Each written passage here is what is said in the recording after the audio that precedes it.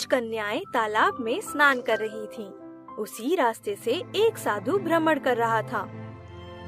राम, सिया राम, मैं तो राम ही राम पुकारूं। राम, सिया राम, सिया राम, सिया राम, मैं तो राम ही राम पुकारूं। तभी वहाँ की झाड़ियों से एक हिरन निकलकर भागता है। वो दोनों स्त्रियां अचानक पीछे पलटकर देखती हैं, तो उन्हें वहाँ सिर्फ झाड़ी हिलती हुई दिखाई देती है और उन दोनों कन्या को ये महसूस हुआ कि कोई उन्हें स्नान करते देख रहा है। सखी, मुझे लगता है झाड़ी के पीछे से कोई हमें छुप के देख रहा है। वो दोनों कन्याएं ये देखने तालाब से बाहर आती हैं कि कौन उन्हें स्नान करते देख रहा है। तब उन्होंने देखा कि एक साधु हाथ में लोटा लिए चला आ रहा है। सिया राम, मैं तो राम ही राम पुकारूं। राम, सिया राम, सिया राम, सिया राम, मैं तो राम ही राम पुकारूं। तुम एक साधु के रूप में भेड़िए हो, भेड़िए। तुम हमें इन झाड़ियों से छुपकर स्नान करते देख रहे थे। तुमने हमारी पवित्रता को भंग किया है। हे पुत्रियों, मैंने ऐसा कुछ नहीं किया। मेरा विश्वास करो, मुझे तो ये भी ज्ञात नहीं कि यहाँ आप दोनों स्नान कर रही हो, अन्यथा मैं इधर से कभी ना आता। मेरा जल खत्म हो गया था, इस कारणवश मुझे यहाँ तालाब की ओर आना पड़ा। मैं तो प्रभु का भजन करते हुए ही चलता हूँ हमेशा, जिससे अनजाने में भी मुझसे कोई पाप न हो जाए। और तुम दोनों तो मेरी पुत्री तुल्य हो। बंद करो हमें पुत्री कहना। तुमने हमें निर्वस्त्र स्नान करते हुए देखा है और तुम्हें इसका दंड जरूर मिलना चाहिए। जाओ, मैं तुम्हें श्राप देती हूँ कि तुम एक हिरनी बनकर जंगल में निर्वस्त्र भटकोगे और अपने कुकर्म का फल भुगतोगे। तभी वो साधु एक हिरनी के रूप में परिवर्तित हो जाता है और जंगल में भटकने लगता है।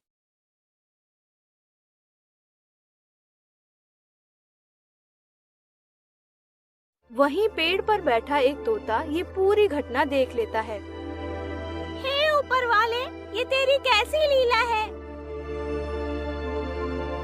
उसी जंगल में एक गरीब शिकारी शिकार की तलाश में भटक रहा था।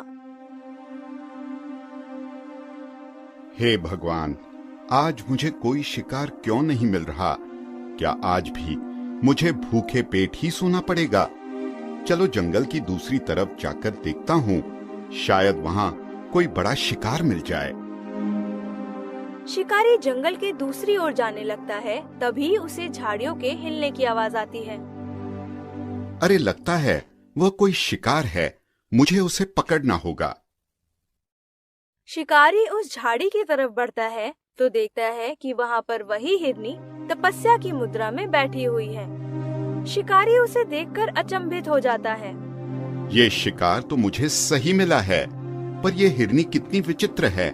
मुझे देखकर न ही भाग रही है, न ही डर रही है, और इसके चेहरे पर एक अलग ही तेज प्रतीत होता है। ऐसा लगता है जैसे ये कोई मायावी जानवर हो। खैर, मुझे इससे क्या, मुझे तो इतनी आसानी से शिकार मिल रहा है। इससे अच्छा भला और क्या हो सकता है मेरे लिए।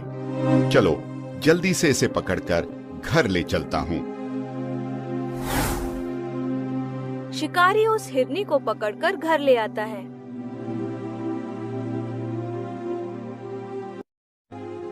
अरे वाह, एजी तुम कितनी सुंदर हिरनी लाए हो। इसको देखकर तो लगता है जैसे ही कोई साधारण जानवर नहीं। इतना सुंदर जीव कहाँ मिला आपको?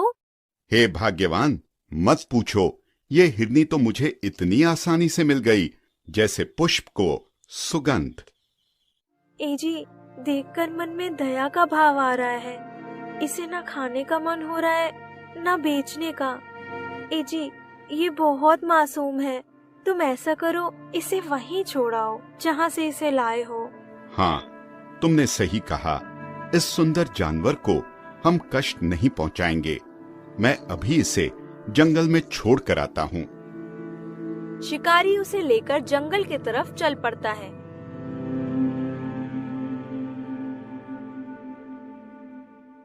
कुछ दूर चलने पर उसे एक पेड़ पर एक तोता बैठा दिखता है। निर्दोष की मदद करो, निर्दोष की मदद करो। अरे ये तोता किस निर्दोष की बात कर रहा है? निर्दोष की मदद करो, निर्दोष की मदद करो। चलो इससे पूछता हूँ। शिकारी तोते के करीब जाने लगता है तो शिकारी को देखकर तोता डर के वहाँ से उड़कर ऊपर की टहनी पर बैठ जाता है। दुष्ट शिकारी, मुझे मत पकड़ो, दया का भाव दिखाओ और निर्दोष की मदद करो। दया का भाव दिखाओ और निर्दोष की मदद करो। ए तोते, मैं तुम्हें नुकसान नहीं पहुंचाऊंगा। इस मासूम हिरनी को देखकर मुझ में दया का भाव आ गया है। आज से मैं शिकार करना छोड़ रहा हूँ। तुम्हें मुझसे डरने की कोई जरूरत नहीं है। मेरे पास आओ और बताओ तुम्हें मदद की जरूरत क्यों है? जिस हिरनी को तुम यहाँ छोड़ने आए हो उसकी मदद करो। उस पर एक श्राप है, उसकी मदद करो। उस पर एक श्राप है। श्राप? कैसा श्राप? और तोता उसे उस दिन की कहानी बताता है। कुछ दिनों पहले की बात है। मैं नदी में स्नान करके एक पेड़ की डाल पर बैठा आराम कर रहा था। तभी नदी में दो सुंदर कन्याएं स्नान करने आती हैं। उसी रास्ते से एक साधु भ्रमण कर रहा था। राम, सिया राम, मैं तो राम ही राम पुकारूं। राम, सिया राम, सिया राम, सिया राम, मैं तो राम ही राम पुकारूं। तभी वहाँ की झाड़ियों से एक हिरन निकलकर भागता है। वो दोनों स्त्रियां अचानक पीछे पलटकर देखती हैं, तो उन्हें वहाँ सिर्फ झाड़ी हिलती हुई दिखाई देती है और उन दोनों कन्याओं को ये महसूस हुआ कि कोई उन्हें स्नान करते देख रहा है। सखी, मुझे लगता है झाड़ी के पीछे से कोई हमें छुप के देख रहा है। वो दोनों कन्याएं ये देखने तालाब से बाहर आती हैं कि कौन उन्हें स्नान करते देख रहा है। तब उन्होंने देखा कि एक साधु हाथ में लोटा लिए चला आ रहा है। सिया राम, मैं तो राम ही राम पुकारूं। राम, सिया राम, सिया राम, सिया राम, मैं तो राम ही राम पुकारूं। तुम एक साधु के रूप में भेड़िए हो, भेड़िए। तुम हमें इन झाड़ियों से छुपकर स्नान करते देख रहे थे। तुमने हमारी पवित्रता को भंग किया है। हे पुत्रियों, मैंने ऐसा कुछ नहीं किया। मेरा विश्वास करो। मुझे तो ये भी ज्ञात नहीं कि यहाँ आप दोनों स्नान कर रही हो, अन्यथा मैं इधर से कभी ना आता। मेरा जल खत्म हो गया था, इस कारणवश मुझे यहाँ तालाब की ओर आना पड़ा। मैं तो प्रभु का भजन करते हुए ही चलता हूँ हमेशा, जिससे अनजाने में भी मुझसे कोई पाप न हो जाए। और तुम दोनों तो मेरी पुत्री तुल्य हो। बंद करो हमें पुत्री कहना। तुमने हमें निर्वस्त्र स्नान करते हुए देखा है और तुम्हें इसका दंड जरूर मिलना चाहिए। जाओ, मैं तुम्हें श्राप देती हूँ कि तुम एक हिरनी बनकर जंगल में निर्वस्त्र भटकोगे और अपने कुकर्म का फल भुगतोगे। तभी वो साधु एक हिरनी के रूप में परिवर्तित हो जाता है। हे शिकारी, इस हिरनी को श्राप से सिर्फ एक इंसान ही मुक्त करा सकता है, इसलिए मैंने तुमसे मदद मांगी। तो बताओ मुझे क्या करना होगा? यहाँ से 3 संध्या की दूरी पर एक तिलस्मी तालाब है। वहाँ तुम्हें अपने शरीर का एक अंग काट कर डालना होगा। अगर ये श्रापित साधु निर्दोष है तो तुम्हें कुछ नहीं होगा और वो कन्या साधु का श्राप नष्ट कर सकती है। ठीक है, मैं इनकी मदद अवश्य करूंगा। चलो अब हम उस तिलस्मी तालाब की ओर चलते हैं।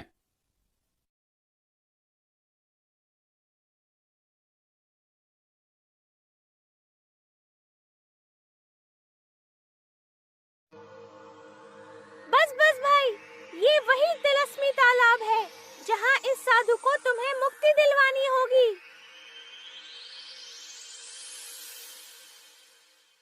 पर यहाँ तो कोई नहीं दिख रहा। वह कन्या कहाँ है? रुको, मुझे पता है उसे कैसे बुलाना है। परीक्षा की घड़ी आ गई है, तुम्हें आना होगा। कन्या, परीक्षा की घड़ी आ गई है, तुम्हें आना होगा। तभी वो कन्या वहाँ प्रकट हो जाती है। अगर मेरा श्राप मात्र धोखा है तो ये साबित करो। चलो मित्र, अब मेरी कही हर बात सच है तो तुम्हें कुछ नहीं होगा। शिकारी अपने शरीर का एक अंग काटकर उसे तालाब में फेंक देता है।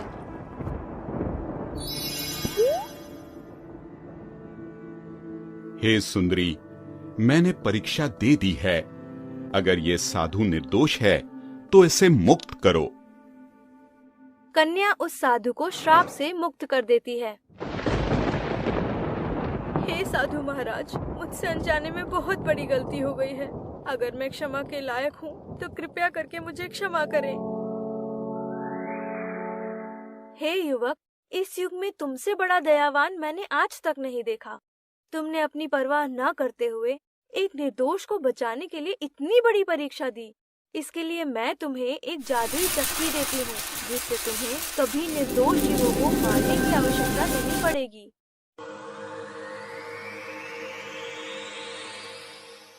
शिकारी सबका भला कर घर लौटता है और अपनी पत्नी को आज की घटना बताता है।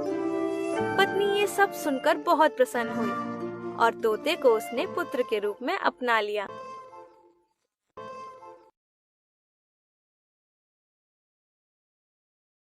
काफी समय पहले की बात है। एक गांव था जिसमें एक छोटा सा परिवार रहता था।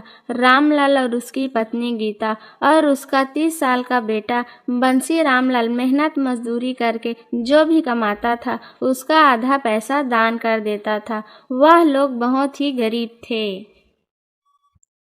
माँ, देखिए न पिताजी को, वो हमारी बिल्कुल भी चिंता नहीं करते हैं। क्यों बेटा, ऐसा क्या कर दिया पिताजी ने? देखिए न माँ, पिताजी जो भी कमाते हैं उसमें से आधा पैसा दान कर देते हैं। अब इतनी महंगाई में हमारा घर कैसे चलेगा? बेटा, तेरे पिताजी दान नहीं करते, वे तेरे लिए जमा कर रहे हैं। आने वाले समय में तुझे खुद म खुद पता चल जाएगा। बंसी समझदार था, वो अपनी माँ की बात मान लेता है। अरे भाग्यवान, मैं अपने काम पर जा रहा हूँ। ऐसा कहकर रामलाल अपने काम पर चला जाता है। कुछ देर चलने के बाद रामलाल को एक बैल दिखाई देता है और वह बैल रामलाल को मारने लगता है और कुछ ही देर में रामलाल की मृत्यु हो जाती है। माँ, पिताजी कितना दान पुण्य करते थे, फिर भी उनको मरने से कोई रोक नहीं पाया, और बदले में उन्हें क्या मिला? बेटा, ये तो होनी है और होनी को कोई नहीं टाल सकता। शायद भगवान को यही मंजूर हो। माँ, अब हमारा घर कैसे चलेगा? अगर ऐसा ही रहा तो हम रोड पर आ जाएंगे। बेटा, तुम चिंता मत करो, कल सुबह होते ही मैं काम की तलाश में निकल जाऊंगी।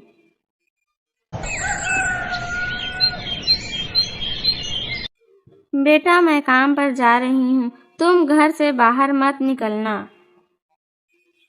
हाँ ठीक है माँ जी।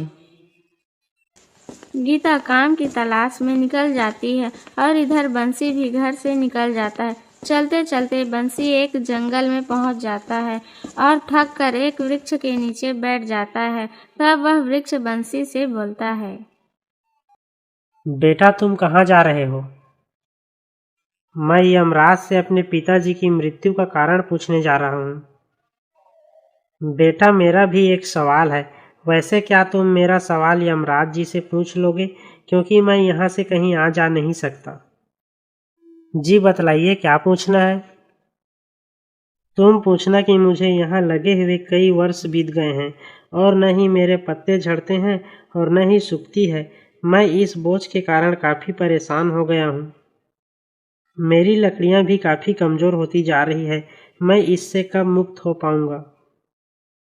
ठीक है, मैं आपका सवाल पूछ लूँगा। ऐसा कहकर बंसी आगे की तरफ निकल जाता है। कुछ देर चलने के बाद रास्ते पर एक आधा सांप और आधा मनुष्य जैसा दिखने वाला जीव दिखता है और वह जीव बंसी से कहता है, डरो मत बेटा, मैं तुझे हानि नहीं पहुंचाऊंगा। मैं एक इच्छाधारी नाग हूँ। बेटा तुम कहाँ जा रहे हो? मैं यमराज के पास जा रहा हूँ अपने पिताजी की मृत्यु का कारण पूछने। ठीक है बेटा, मेरा भी एक सवाल यमराज से पूछ लेना। ठीक है, क्या पूछना है बताइए। बेटा कहने को तो मैं एक इच्छाधारी नाग हूँ, लेकिन पिछले कुछ वर्षों से मेरा शक्तियाँ समाप्त हो गई है और मैं इसी अवस्था में फंस गया हूँ।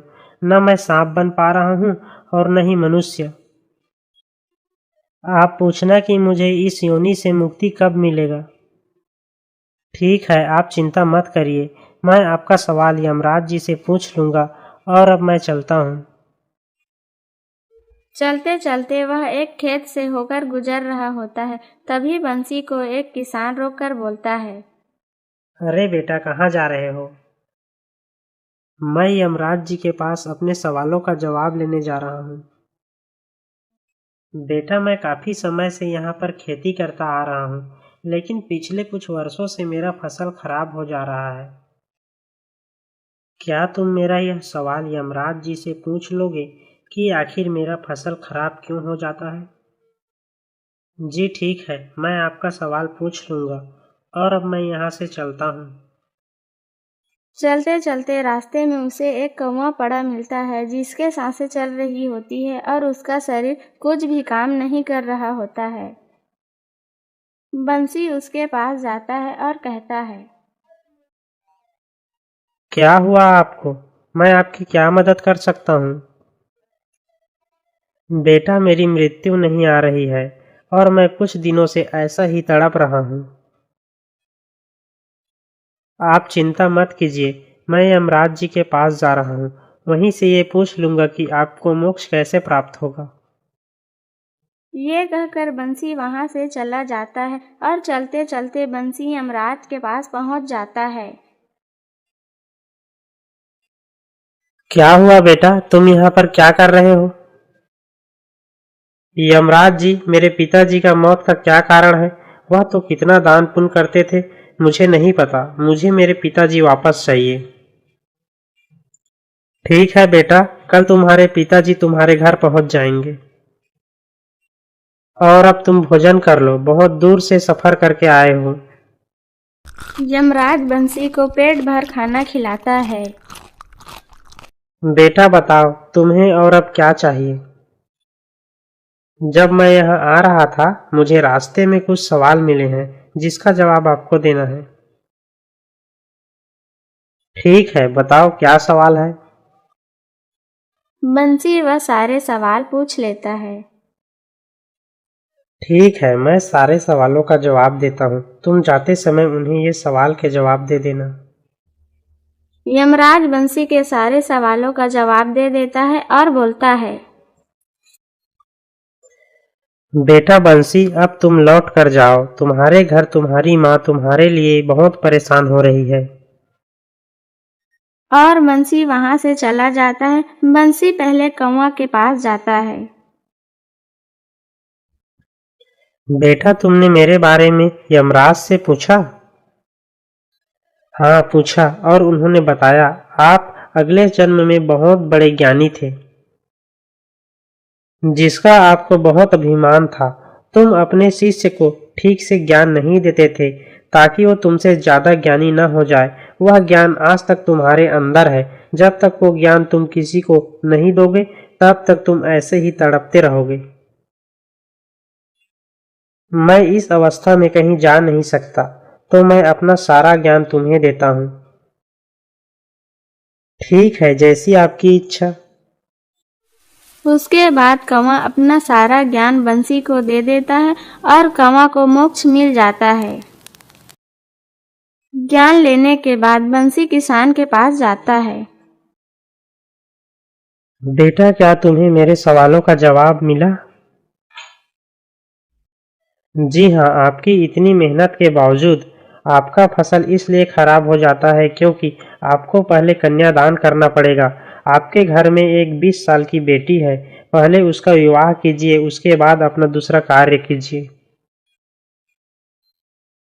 बेटा, मैं अपनी बेटी के लिए इतना जल्दी रिश्ता कहाँ से ढूंढूंगा? बेटा, मुझे अपने बेटी के लिए तुमसे अच्छा कोई और दूसरा वर नहीं मिलेगा। तुम समझदार हो, बुद्धिमान हो और सुंदर भी हो। मैं अपनी बेटी का विवाह तुमसे ही करना चाहता हूँ। ठीक है, जैसी आपकी इच्छा। किसान की बेटी से शादी करने के बाद वह दोनों चलते चलते सांप के पास पहुंच जाते हैं। बेटा, क्या तुमने मेरा प्रश्न यमराज जी से पूछा? हाँ, मैंने पूछ लिया।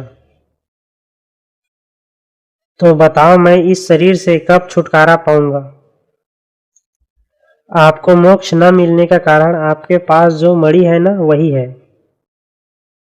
यदि आप वो मणि किसी अच्छे व्यक्ति को दे देते हैं तो आपको मोक्ष मिल जाएगा। बेटा, मेरे नजरों में केवल तुम ही ऐसे व्यक्ति हो जो ईमानदार और अच्छे दिखाई देते हो। मैं अपना मणि तुम्हें ही सौंप कर जा रहा हूँ। ठीक है, जैसी आपकी इच्छा। मणि लेने के बाद वह दोनों आगे चलते हैं और वृक्ष के पास पहुंच जाते हैं। बेटा, क्या तुम्हें मेरे सवालों का जवाब मिला या नहीं? हाँ हाँ, आपके सवालों का जवाब मुझे मिल गया है। अच्छा बेटा, तो बताओ क्या बोला उन्होंने? उन्होंने बताया कि तुम अगले जन्म में एक अत्याचारी मास्टर थे।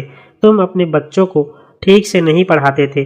उनके माता पिता मेहनत मजदूरी करके अपने बच्चों के फीस भरते थे, परंतु तुम उन बच्चों से अपना घर के काम करवाते थे, जिसके कारण वो बच्चे पढ़ नहीं पाए। वे बड़े होकर मजदूरी करना चालू कर दी और उनकी हाय तुम्हें लग गई।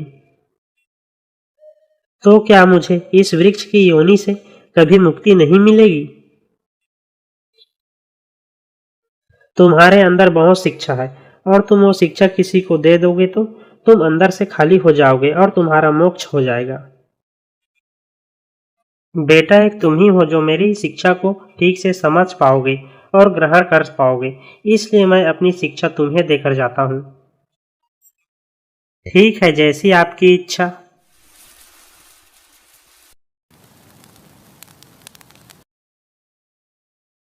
बंसी अपनी पत्नी को लेकर अब घर की ओर निकल जाता है। अरे बेटा, तू कहाँ चला गया था? मैंने तुझे कहाँ कहाँ ना ढूंढा। कहाँ था इतने दिनों से? और बेटा, ये तेरे साथ ये बिटिया कौन है? माँ, मैं आपको सब बताता हूँ, पहले आप अंदर तो चलिए। ठीक है बेटा, चल। बंसी को इतना ज्ञान मिल चुका था कि वह समझ गया था कि उसके पिता की आयु बस इतनी ही है। वो ये भी जान गया था कि उसके पिता द्वारा किए गए पुण्य उसे किस तरह मिले। उसके पिता अब कभी वापस नहीं आएंगे। वो ये भी जानता था। वो सारी घटनाओं के बारे में अपनी माँ को बता देता है और वह तीनों खुशी खुशी रहने लगते हैं। एक गांव में एक किसान अपने 4 बेटों के साथ रहता था। वैसे तो वह सुखी था, मगर उसे एक ही चिंता रहती थी। उनके चारों बेटे आपस में लड़ते झगड़ते रहते थे। किसान सोचा करता, मेरे रहते हुए इनका ये हाल है तो मेरे जाने के बाद न जाने ये चारों कितना लड़ेंगे। एक दिन किसान को एक उपाय सूझा। उसके चारों पुत्रों को एक साथ बुलाया और लकड़ी का एक गट्ठा ले आया। लकड़ी के गट्ठे को बड़े बेटे के हाथ में देकर बोला, अरे बेटा सुनो, आज तुम्हें मेरा एक जरूरी काम करना पड़ेगा। हाँ हाँ, बताइए पिताजी, क्या काम करना पड़ेगा? वह उत्साह से बोला, तुमको ये लकड़ी का गट्ठल तोड़कर दिखाना है। बस इतना सा काम अभी कर देता हूँ। और गट्ठा लेकर जोर लगाने लगा।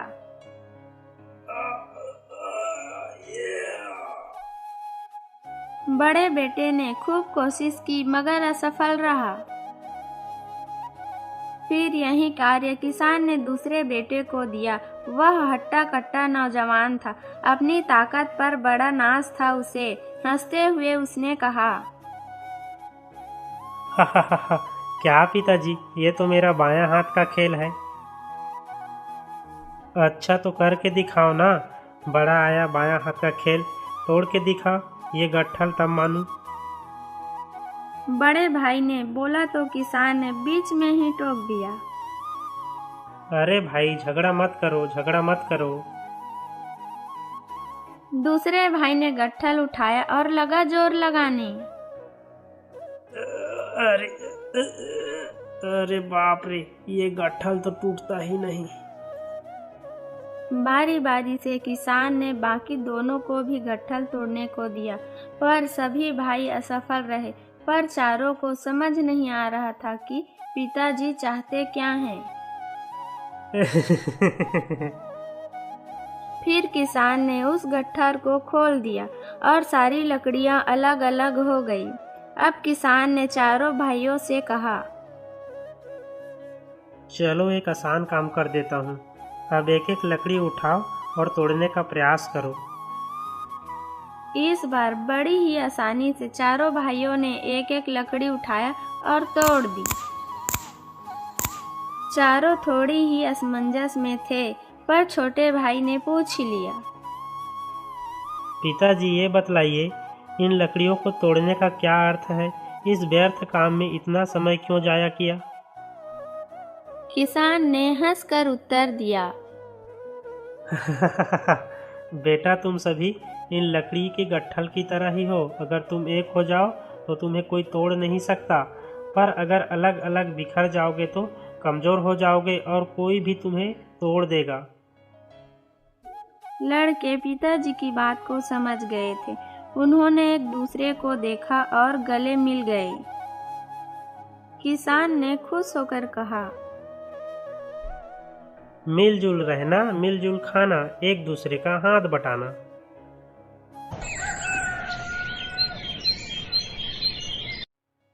एक गांव था जिसका नाम सिरपुर था। ये एक शांत और हरियाली से भरा गांव था, जहां के लोग मेहनती और ईमानदार थे। खेतों की हरियाली और हवा में घुली मिट्टी की खुशबू यहाँ के लोगों की सरल और सुखी जिंदगी की प्रतीक थी। लेकिन इसी गांव में एक व्यक्ति था जिसका नाम था संजय, जो अपने चालाकी और स्वार्थी प्रवृत्ति के लिए प्रचलित था। संजय ने अपनी पूरी जिंदगी दूसरों का फायदा उठाने और धोखा देने में बिताई थी। संजय ने स्वार्थ और लालच के बल पर कई लोगों की जमीनें हड़प ली थी। उसका काम था लोगों को पैसे उधार देना और उनके मजबूरी का फायदा उठाना।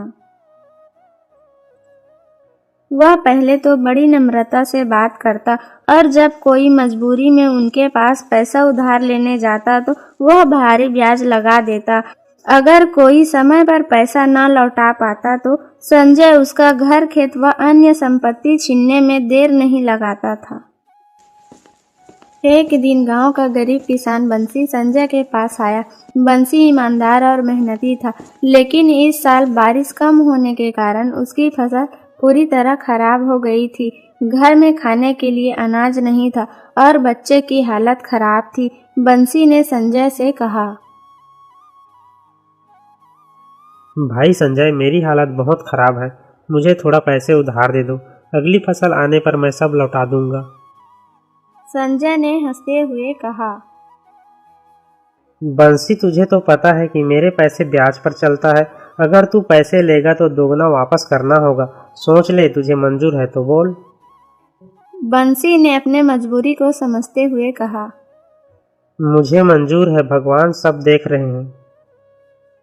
संजय ने तुरंत पैसे दिए, लेकिन उसने बंसी के खेत पर नजर गड़ाए रखा। उसने मन ही मन सोचा, ये बंसी कितना भी मेहनत कर ले, लेकिन मेरा ब्याज का पैसा चुका नहीं पाएगा, तब इसका खेत मेरे हाथ आ जाएगा। कुछ महीनों बाद बंसी ने बड़ी मेहनत से अपनी फसल उगाई। इस बार फसल अच्छी हुई और बंसी ने सोचा, संजय का कर्जा चुकाकर अपने बच्चे के लिए अनाज खरीद सकूंगा। लेकिन जब वह पैसे लेकर संजय के पास गया तो संजय ने चालाकी दिखाते हुए कहा, तूने जो उधार लिया था वो रकम ब्याज समेत पूरी नहीं हुई है, तुझे और पैसे देने होंगे। भाई, मैंने जितने पैसे लिए थे उनका सब ब्याज जोड़कर चुका रहा हूँ, और अब क्यों? संजय ने अपनी कुटिल मुस्कान के साथ कहा, तुझे मेरा नियम पता है, समय पर पैसे नहीं दिए तो ब्याज बढ़ता जाएगा। ये सब तेरे खेत का कागजात पर भी लिखा है। बंसी के पास और कोई चारा नहीं था। अंत में उसे अपना एक छोटा सा खेत संजय को सौंपना पड़ा। संजय की इसी चालाकी से बंसी टूट गया। संजय की ऐसी हरकतों से गांव के लोग दुखी थे। हर कोई जानता था कि संजय चालाक और स्वार्थी है, लेकिन कोई उसके खिलाफ बोलने की हिम्मत नहीं करता था। संजय के पास अब गांव के कई लोगों की जमीन और संपत्ति थी। उसने उन सब पैसों से एक बड़ा सा घर बनवाया और अपनी अमीरी का दिखावा करने लगा। एक दिन संजय के घर के सामने से एक साधु गुजरा। साधु थका हुआ और भूखा लग रहा था। उसने संजय से पानी और भोजन मांगा। संजय ने पहले तो उसे बाहर बैठा दिया और कहा, यहाँ फालतू लोगों के लिए कोई जगह नहीं है। मैं किसी को मुफ्त में कुछ नहीं देता। साधु मुस्कुराते हुए बोला, बेटा, मैं तुझसे कुछ लेने नहीं बल्कि तुझको समझाने आया हूँ। दूसरों को दुख देकर तुझे कभी सच्चा खुशी नहीं मिलेगी। समय बड़ा बलवान होता है। अपने कर्मों का फल हर किसी को भुगतना ही पड़ता है। जो बोओगे वही काटोगे। संजय ने इस बात को मजाक में उड़ा दिया और साधु को भगा दिया, लेकिन साधु जाते जाते कुछ कह गया। जब तेरा समय पलटेगा तब तुझे ये बात याद आएगी। कुछ समय बाद संजय के जीवन में परेशानियां शुरू हो गई। उसके व्यापार में घाटा होने लगा। जिन जमीनों पर उसने कब्जा किया था वे कानूनी विवादों में फंस गए। धीरे धीरे उसका सारा पैसा खत्म हो गया। संजय ने मदद के लिए गांव वालों से संपर्क किया, लेकिन सब ने मना कर दिया। गांव के लोग कहते, संजय, यह तुम्हारे कर्मों का फल है। जब हम तकलीफ में थे तो तुमने हमारी मदद नहीं की। अब तुम्हें भी अपने कर्मों का फल भुगतना पड़ेगा। संजय पूरी तरह से टूट चुका था। एक दिन उसने गांव वालों से माफी मांगी। उसने कहा, मैंने अपनी जिंदगी में जो गलतियां की है उसके लिए मैं शर्मिंदा हूँ। मैं जान चुका हूँ कि बुरे कर्मों का फल कैसा होता है। अब मैं अपने जीवन को बदलना चाहता हूँ। धीरे धीरे संजय ने अपना स्वभाव में बदलाव लाना शुरू किया। उसने दिन रात मेहनत कर अपना कर्ज उतारा। वह गांव वालों की मदद करने लगा। अगर किसी को पैसे चाहिए तो वह बिना ब्याज के पैसे दे देता। रामपुर गांव में सूरज की पहली किरण जैसे ही खेतों की मेड़ पर पड़ती, चिड़ियों की चहचहाहट के साथ ही गांव की दिनचर्या शुरू हो जाती। गांव के चौक पर बने नीम के पेड़ के नीचे एक छोटी सी चाय की दुकान थी। रामू की चाय की दुकान। भैया 2 चाय देना। बस 2 मिनट में देता हूँ। और बिस्कुट वगैरह चाहिए क्या? रामू का यही अंदाज गांव वालों को पसंद था। वह न सिर्फ चाय बनाता था बल्कि हर ग्राहक की बातों को ध्यान से सुनता, हंसता, सलाह देता, जैसे एक चाय वाला नहीं दोस्त हो। रामू की जिंदगी दुकान और उसकी पत्नी राधा के इर्द गिर्द घूमती थी, पर राधा के लिए रामू एक बोझ था। वह अपने रूप और यौवन पर गर्व करती और अक्सर रामू को नीचा दिखाती। राधा, 1 गिलास पानी लाना। मैं कोई नौकरानी हूँ क्या? खुद जाकर पी लो। रामू कभी कुछ नहीं कहता।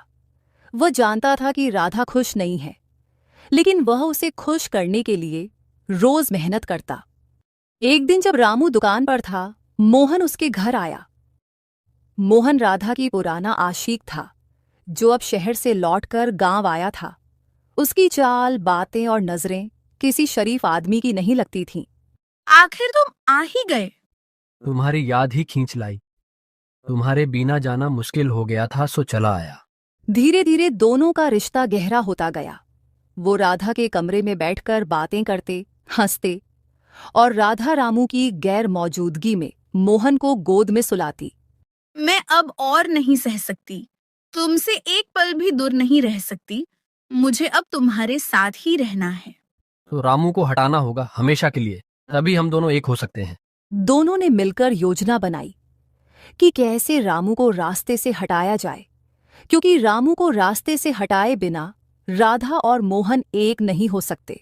अब राधा रामू को अपनी चिकनी चूपड़ी बातों में फंसा रही है ताकि रामू राधा की बातों में आ जाए और मोहन का प्लान कामयाब हो जाए।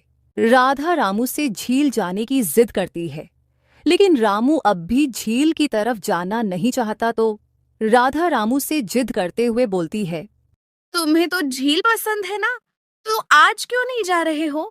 बोलो। राधा, आज दुकान में बहुत काम है, कल चले जाएंगे। आज बहुत मन कर रहा है, चलो ना। रामू मान गया।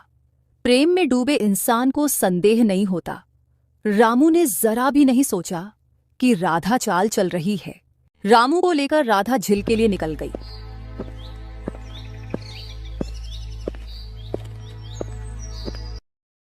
झील के पास पहुंचकर राधा ने रामू से कहा, मुझे इस झील का पानी चाहिए, तुम ला कर दोगे? हाँ हाँ राधा, क्यों नहीं, अभी लाकर देता हूँ। रामू पानी लाने के लिए जैसे ही झील की ओर झुका, तभी राधा ने उसे पीछे से धक्का दे दिया। रामू झील की पानी में गिर गया और रामू को तैरना भी नहीं आता। तो रामू ने बोला, बचाओ बचाओ, मुझे तैरना नहीं आता, राधा मुझे बाहर निकालो। पर राधा चुप खड़ी थी और इधर रामू झील की पानी में डूबकर मर गया। रामू के गायब होने की खबर गांव में फैल गई, लेकिन कोई प्रमाण नहीं था। राधा ने रोने का नाटक किया और कुछ ही दिनों में मोहन उसके घर आ गया। अब कोई हमें अलग नहीं कर सकता, हमारा रास्ते का कांटा निकल गया, अब मैं और तुम दोनों ऐश करेंगे। पर धीरे धीरे मोहन का असली चेहरा सामने आने लगा। मोहन का मन राधा से भर गया और अब मोहन दूसरी औरतों के साथ रहता और देर रात में राधा के पास आता। मोहन, तुम अब दूसरी औरतों से मेल जोल बढ़ा रहे हो। मैंने तेरे लिए अपने पति को मार दिया और तुम मुझे धोखा दे रहे हो, धोखेबाज। तुम एक बिगड़ी हुई औरत हो, तभी तुमने अपने पति को मार दी। कल अगर मुझसे कोई बेहतर मिलेगा तो मुझे भी मार दोगे। जो औरत अपने पति को मार दिया उस पे भरोसा नहीं किया जा सकता। तुम एक कुल्लटा हो, कुल्लटा। इतना कहकर मोहन चला जाता है और अब जाके राधा को अपनी गलती का एहसास होता है। राधा अपने आप को पुलिस के हवाले करता है और मोहन को भी पकड़वाता है और अपने गलती का पश्चाताप करता है। राकेश नाम का एक मजदूर आदमी अपनी पत्नी सरला और 10 साल के बेटे रोशन के साथ रहता था। राकेश एक बहुत ईमानदार और सीधा साधा आदमी था। तुम तो जानते ही हो, बरसात शुरू हो गई है। पिछली बार बरसात के दिन कितने मुश्किल से कटे थे। घर की छत जगह जगह से टूटी हुई है। अगर तुम इस बार भी कोई इंतजाम नहीं किया तो पहले जैसा हाल हो जाएगा। बारिश का सारा पानी घर में आ जाएगा। तुम सही कह रही हो सरला, पिछली बारी के बरसात में बहुत परेशानी हुई थी। इस बार कैसे भी करके छत की मरम्मत जरूर करवानी होगी। सरला, मैं मालिक के पास जा रहा हूँ, वो जरूर मेरी मदद करेगा। अगर मालिक ने पैसे दे दिए तो मैं कल ही मरम्मत करवा दूंगा। इतना कहकर राकेश मालिक के पास चला गया। मालिक, तुम तो जानते ही हो, इस समय घर में एक भी पैसा नहीं है। बरसात शुरू हो गई है, घर की छत जगह जगह से टूट रही है और मैंने छत की मरम्मत नहीं करवाई तो बारिश का सारा पानी घर में आएगा। पिछली बरसात में तो मैंने अपना घर का सारा सामान पड़ोसी के घर में रख दिया था, लेकिन इस बार मना कर दिया है। अगर इस बार छत की मरम्मत नहीं करवाई तो बारिश का पानी से घर का सारा सामान खराब हो जाएगा। मालिक, मुझे थोड़े बहुत पैसे दे दीजिए, अगले महीने के तनख्वाह से काट लेना। राकेश, तुम्हें अच्छी तरह से पता है मैंने तुम्हें किसी भी चीज़ के लिए मना नहीं किया है। मैंने हर समय तुम्हारी मदद की है और तुम ये भी जानते हो कि हमारी फैक्ट्री दिन प्रतिदिन घाटे में जा रही है। इसी वजह से बहुत नुकसान हो गया है, इसलिए मुझे ये फैक्ट्री बंद करनी होगी। तुम भी अपने लिए और कहीं काम तलाश कर लो।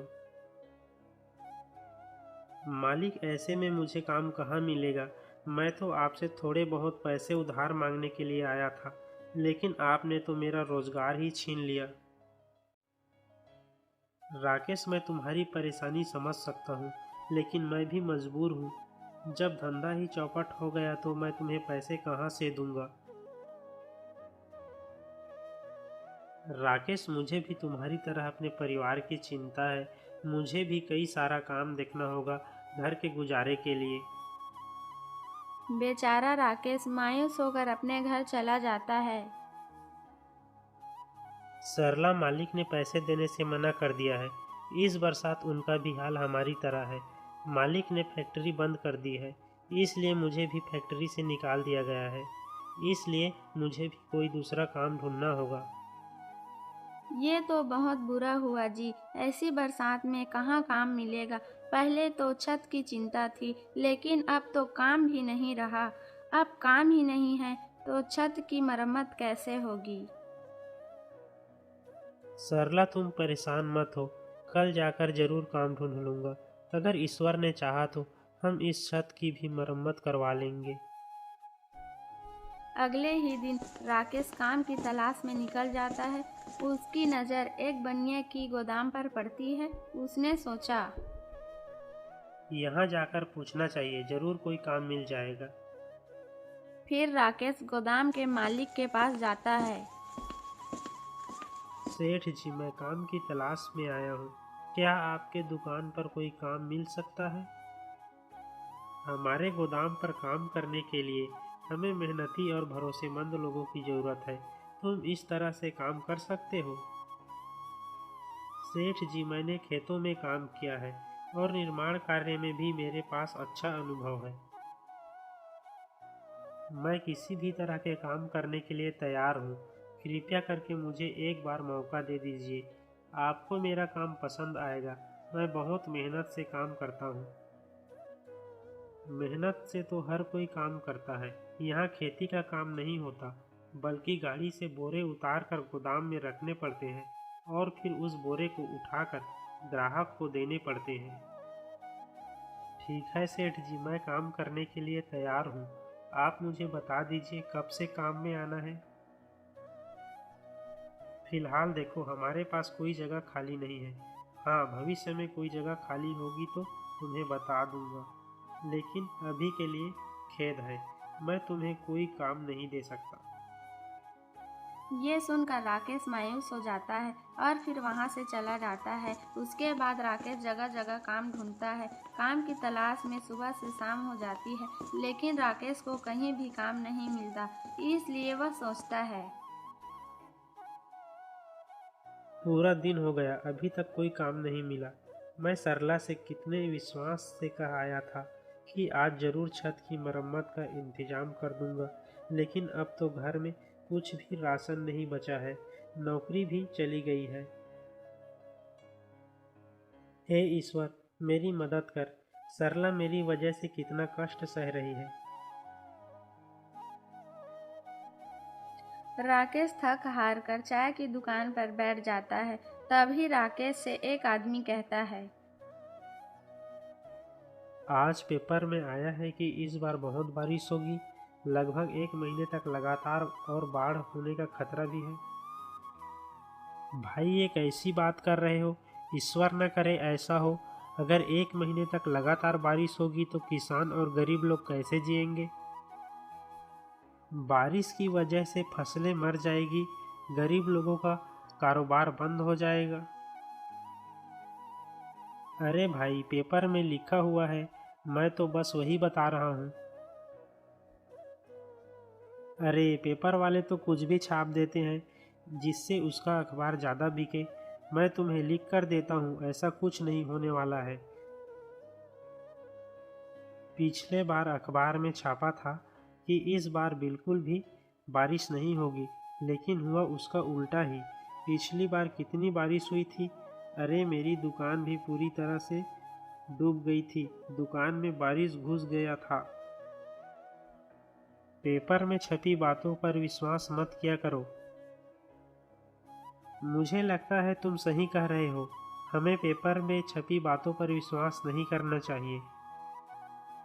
हाँ, लेकिन हमें होशियार रहना चाहिए कि कोई भी समस्या आए तो हम तैयार रहें।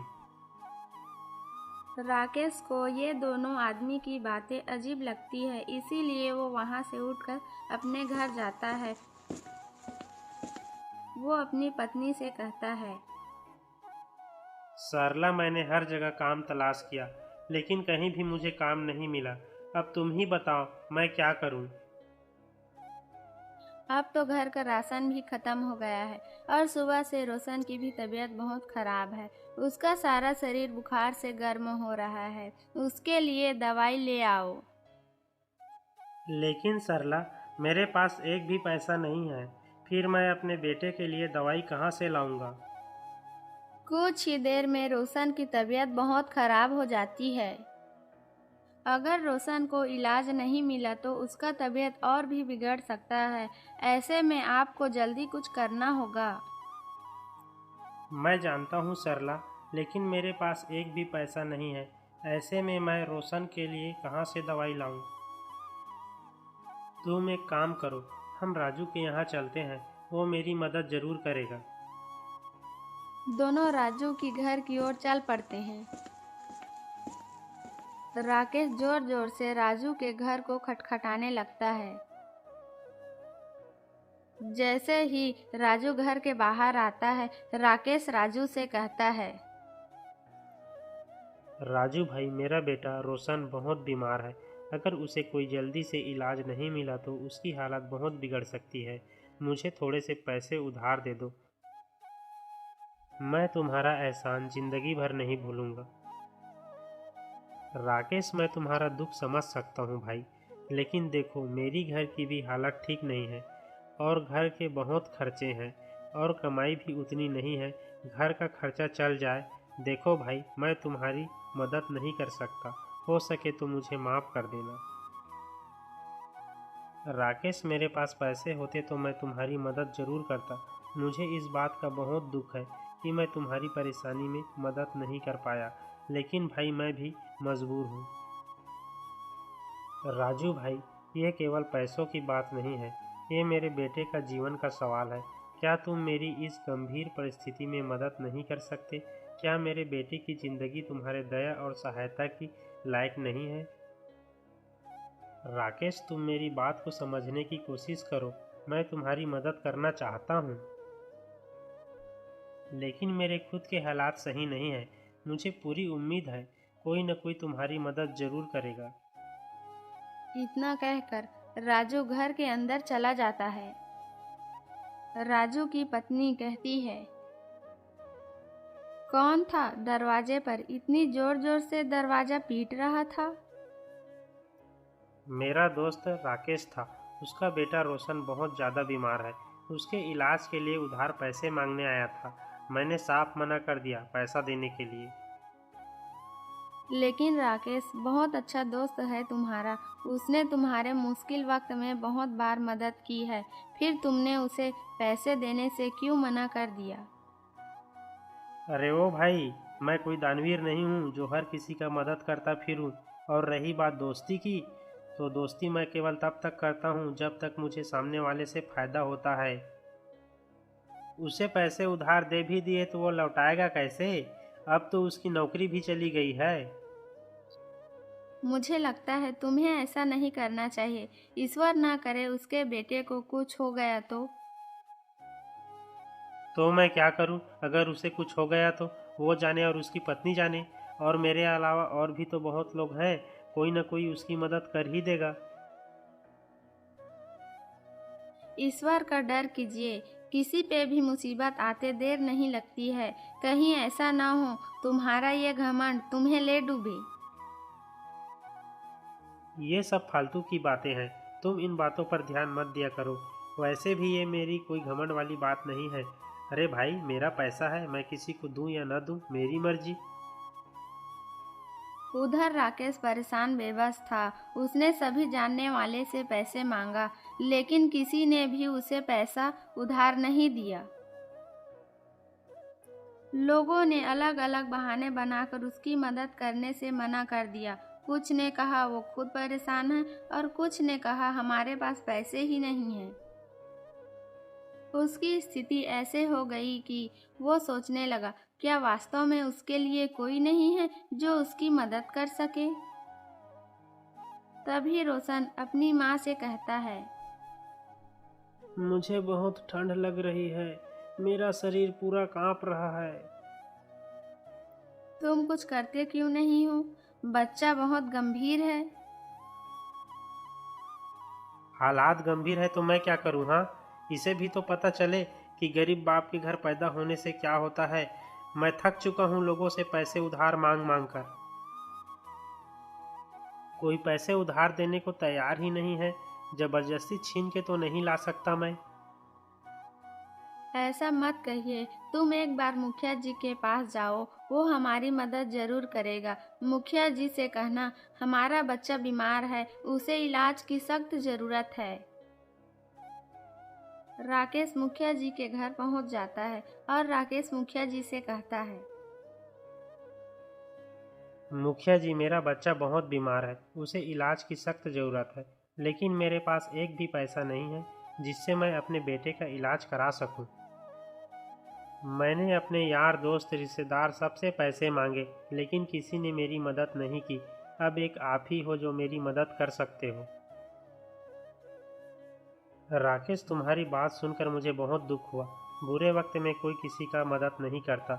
यार दोस्त रिश्तेदार केवल उसी वक्त साथ रहते हैं जब तक तुम्हारे पास पैसा हो। गरीबी में सब मुंह मोड़ लेते हैं, लेकिन राकेश, मुझे यह कहते हुए बहुत दुख हो रहा है कि मैं तुम्हारी मदद नहीं कर सकता। तुम तो जानते ही हो, इस बार की योजना में अभी तक सरकार ने एक भी रुपया नहीं दिया है। गांव में जो भी छोटा मोटा काम हो रहा है वो सब मैं अपनी जेब से करवा रहा हूँ। मेरे ऊपर दुनिया भर का कर्ज हो रहा है और गांव वाले ने एक धंधा और बना लिया है, जो भी है मुंह उठाकर पैसा मांगने चला आता है, जैसे कि उसके बाप दादा रख कर गए हो। माफ करना राकेश, मैं तुम्हारे लिए नहीं कह रहा हूँ। गांव में और भी बहुत सारे लोग हैं, लेकिन मैं उनका नाम तुम्हें नहीं बता सकता। कोई बात नहीं मुखिया जी, जब अपनों ने ही मदद नहीं की तो तुम कैसे कर सकते हो। अब तो ईश्वर की जो मर्जी है वही होगा। इतना कहकर राकेश अपने घर की ओर निकल पड़ता है और सोचने लगता है, आज लोगों ने साबित कर ही दिया, कोई भी किसी का अपना नहीं होता। बुरे वक्त में कोई भी किसी का साथ नहीं देता। राकेश ये सोच ही रहा था कि उसे बहुत तेज चक्कर आ गए और वो जमीन पर गिर पड़ा और फिर बेहोश हो गया। उधर से एक भला आदमी आ रहा होता है। उसने राकेश को बेहोश देखा तो उसे राकेश पर दया आ गई। अरे, ये तो बेहोश हो गया है। इसकी हालत तो बहुत गंभीर दिख रही है। मुझे इसे यहाँ पर छोड़कर नहीं जाना चाहिए। ये बेसहारा कमजोर है। भला आदमी राकेश को अपने घर लेकर आता है और राकेश की खूब सेवा करता है। कुछ ही देर में राकेश को होश आ जाता है। ये मैं कहाँ हूँ? मैं तो अपने घर जा रहा था, फिर यहाँ कैसे आया? मुझे जल्दी से अपने घर जाना है। अरे भाई, तुम रास्ते पे बेहोश पड़े थे, इसलिए मैं तुम्हें अपने घर ले आया। तुम्हारा अभी घर जाना ठीक नहीं होगा। पहले तुम्हें आराम करने की जरूरत है, उसके बाद तुम अपने घर चले जाना। आपने मेरी मदद क्यों की? आप तो मुझे जानते भी नहीं हो, फिर भी आपने मेरी मदद की और मुझे अपने घर ले आया, मेरे इतने अच्छे से ख्याल रखा। देखो भाई, जीवन में केवल खुद की मदद करना ही काफी नहीं होता, बल्कि हम सब एक दूसरे की मदद करने के लिए हैं। जब कोई इंसान परेशान हो तो हमारा फर्ज बनता है कि हम उसकी मदद करें। हो सकता है कि तुमने अब तक लोगों के बुरे पहलू को ही देखा होगा, लेकिन मैं मानता हूँ कि अच्छाई भी इसी दुनिया का एक हिस्सा है। सच में क्या आपको नहीं लगता लोग अपने फायदे के लिए जीते हैं, किसी और की परवाह नहीं करते, चाहे दूसरा जिए या चाहे मरे? हाँ, कुछ लोग ऐसे भी होते हैं, लेकिन हर कोई ऐसा नहीं होता। कुछ लोगों के अंदर अच्छाइयाँ भी होती है। और तुम बेहोश कैसे हो गए थे? तुम्हें देखकर ऐसा लगता है जैसे तुम्हारी हालत अच्छी नहीं है। मेरा बेटा बहुत बीमार है और मेरे पास पैसा भी नहीं है जिससे मैं उसका इलाज करवा सकूं। मैंने सभी से अपने बेटे के लिए पैसे उधार मांगे, लेकिन किसी ने मेरी मदद नहीं की। मैं आखिरी उम्मीद लेकर मुखिया जी के पास गया था, लेकिन उन्होंने मुझे पैसे देने से इनकार कर दिया। मैं इसी सोच में डूबा हुआ था अचानक से मुझे चक्कर आ गया। उसके बाद मुझे कुछ याद नहीं है। अब आंखें खुली है तो आप मेरे पास हो। तुम तो बड़ी मुसीबत में हो। अब तक तो तुम्हारे बेटे की हालत बहुत खराब हो गई होगी। एक काम करो, तुम जल्दी से अपने घर जाओ और अपने बेटे का इलाज करवाओ। वो भला आदमी राकेश को बहुत सारे पैसा देता है। इन पैसों से तुम अपने बेटे का इलाज करवाना और बचे हुए पैसों से कोई कारोबार कर लेना। जब कभी तुम्हारे पास पैसे होंगे तो मुझे लौटा देना। पर भाई, मैं आपको तो जानता भी नहीं, लेकिन तुम मेरे लिए किसी भगवान से कम नहीं हो। मैं देवी देवताओं का नाम तो सुना जरूर हूँ, लेकिन कभी देखा नहीं था, और आज मैं देख लिया। आपने एक अनजान आदमी की इतनी मदद की, इसका एहसान मैं जिंदगी भर नहीं भूल सकता। अरे भाई, ऐसा भी क्या कर दिया? ये कोई बड़ा काम नहीं है। तुम जल्दी से जाओ और अपने बेटे का इलाज करवाओ। राकेश जल्दी से अपने घर जाता है और अपने बेटे का इलाज करवाता है, और कुछ ही दिनों में राकेश का बेटा ठीक हो जाता है।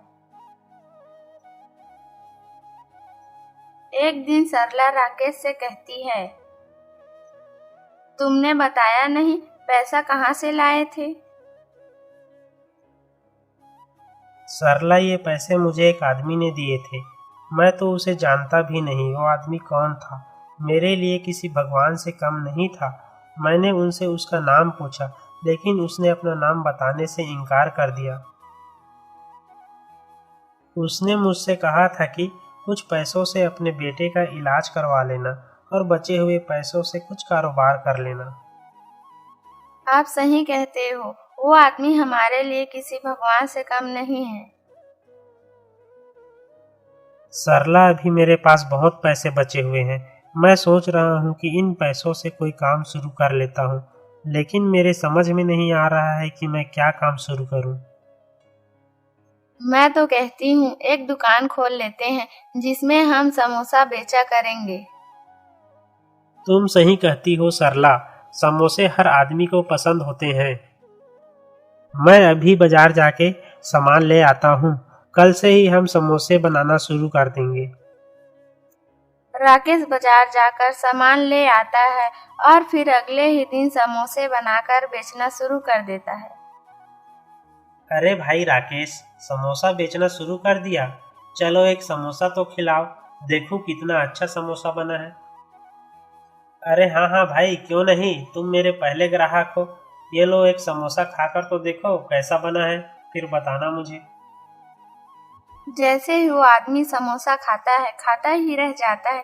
उसे समोसा बहुत ही अच्छा लगता है और वो 4 समोसे खा जाता है। अरे भाई जी, ये क्या मिला दिया है समोसे में? पेट तो भर गया, लेकिन मन भर ही नहीं रहा है। ऐसा मन करता है कि 2-3 समोसे और खा लूं, लेकिन मैं खाऊंगा नहीं तो मेरा पेट खराब हो जाएगा। कुछ ही दिनों में राकेश का समोसा फेमस हो जाता है। दूर दूर से लोग उसके समोसा खाने आने लगते हैं और ये बात गांव के सरपंच तक पहुंच जाती है। वो तुरंत राकेश के दुकान पर चला जाता है। वाह राकेश, बहुत बड़ी दुकान खोल ली। अभी तो कुछ दिन पहले लोगों से पैसे मांगते फिर रहे थे, एकदम से इतने सारे पैसे कहाँ से आ गए तुम्हारे पास जो इतनी बड़ी दुकान खोल ली? मुखिया जी, ये सब ईश्वर की देन है। उसके घर में देर है अंधेर नहीं, वह हर किसी का ख्याल रखता है। अरे बात तो बहुत ज्ञान का कर रहा है। तेरे समोसे का नाम बहुत सुना है, जरा 1-2 समोसा तो खिला। हाँ हाँ, क्यों नहीं मुखिया जी। सरला, मुखिया जी को जरा समोसे तो दो। जैसे ही मुखिया सरला के हाथों का समोसा खाता है, वो तो सरला का तारीफ करने लगता है। अरे बहुत लजीज समोसा है यार राकेश, तेरी पत्नी के हाथों में जादू है, जादू मानना पड़ेगा। मैंने ऐसा समोसा कभी नहीं खाया। अरे भाई, तुम्हारे समोसे के कितने पैसे हुए? अरे मुखिया जी, ये कैसी बात कर रहे हो? हम आपसे पैसे कैसे ले सकते हैं? क्यों भाई, तुम मुझसे पैसे क्यों नहीं ले सकते? ये तुम्हारा काम धंधा है, ये सब में यारी दोस्ती नहीं होती। अगर गधा घास से दोस्ती करेगा तो खाएगा क्या? लेकिन मुझे एक बात का बहुत अफसोस है कि उस दिन मैं तुम्हारी मदद नहीं कर पाया। उस दिन के लिए मुझे माफ कर देना मेरे दोस्त।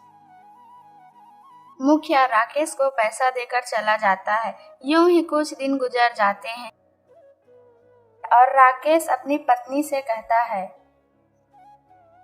हमारे पास जमा पूंजी भी अच्छी हो गई है और हमारा काम भी अच्छा चल रहा है। ईश्वर की दुआ से सब बढ़िया है। मैं सोच रहा था कि क्यों न मैं उस भला आदमी के उधार पैसे उसे दे आऊं। आप सही सोच रहे हो। उस भले आदमी ने इतनी कठिन समय में हमारी मदद की थी। उसी की वजह से आज हम यहाँ तक पहुँचे हैं। अब आप जाओ और उस भले आदमी के पैसे दे आओ। अब वो उसके घर पहुँचता है तो उसे वो भला आदमी नहीं मिलता है, उसे एक दूसरा आदमी मिलता है। राकेश उससे कहता है, अरे अरे ओ भाई, यहाँ पर पहले एक आदमी रहता था, मुझे उसी से मिलना है। कौन आदमी? नाम क्या है उसका? उसका नाम तो मुझे नहीं पता, लेकिन वह बहुत दयालु था। अरे भाई, यहाँ ऐसा कोई आदमी नहीं रहता है। पिछले 20 सालों से मैं ही इस घर में रह रहा हूँ। अरे मुझे पूरा याद है, वो आदमी मुझे इसी घर में लेकर आया था। मैं इस घर में लगभग 3 घंटे तक रुका था। क्यों फिजूल की बातों से मेरा समय खराब कर रहा है? कितनी बार बताऊं, यहाँ मेरे सिवा कोई नहीं रहता। अब तुम यहाँ से जाओ और मुझे अपना काम करने दो। राकेश अपने घर की ओर निकल पड़ता है। घर पहुंचकर वो अपनी पत्नी से कहता है, सरला, आज मुझे अजीब परिस्थितियों का सामना करना पड़ा। उस घर में जहाँ वो भला आदमी लेकर गया था, वो वहाँ मुझे नहीं मिला, बल्कि मुझे एक अलग आदमी मिला। उसने कहा कि वो 20 सालों से उस घर में रह रहा है, उसके अलावा और कोई वहाँ नहीं रहता। क्या तुम पूरी यकीन से कह सकते हो वो भला आदमी तुम्हें उसी घर में लेकर गया था? अरे हाँ हाँ, मुझे पूरी तरह से यकीन है। उस घर की पहचान मेरे दिमाग में गहरी बैठी हुई है। वो आदमी मुझे उसी घर में ले गया था और मैं वहाँ पर करीब 3 घंटे तक रुका था। लेकिन आज मैं उस घर में जाकर देखा तो मुझे अलग ही व्यक्ति मिला। उसने बहुत जोर देकर कहा कि वो 20 सालों से वहीं रह रहा है, उसके अलावा और कोई व्यक्ति नहीं रहता। मुझे लगता है कि ईश्वर ने हमारी मदद रहस्यमय तरीके से की है। तुम्हारी ईमानदारी और अच्छाई की वजह से वो मदद मिली थी। उसके बाद राकेश जरूरतमंदों की खूब मदद करने लगता है। कुछ ही दिनों में वो एक बड़ा सा घर बना लेता है और फिर अपने परिवार के साथ खुशी खुशी रहने लगता है।